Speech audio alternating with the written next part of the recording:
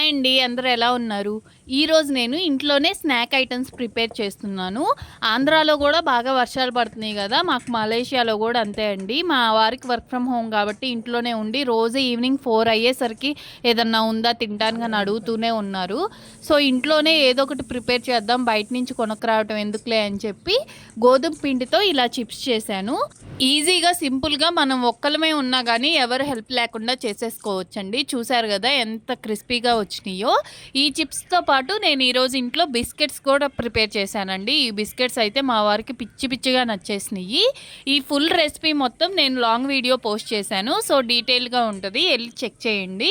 అలాగే నా వీడియోస్ గనుక మీకు నచ్చినట్లయితే ప్లీజ్ నా ఛానల్‌ని సబ్స్క్రైబ్ చేయండి. ఇంకా ఈ స్నాక్ ఐటెమ్స్ మొత్తం నేను ఎయిర్ టైట్ బాక్స్‌లో ప్యాక్ చేసి పెట్టేశాను. ఇవైతే ఒక 10 డేస్ పాటు నిల్వ ఉంటాయండి. ఆ తర్వాత మెత్తగా అయిపోతాయి. అందుకనే తక్కువ క్వాంటిటీయే చేసుకోవాలి.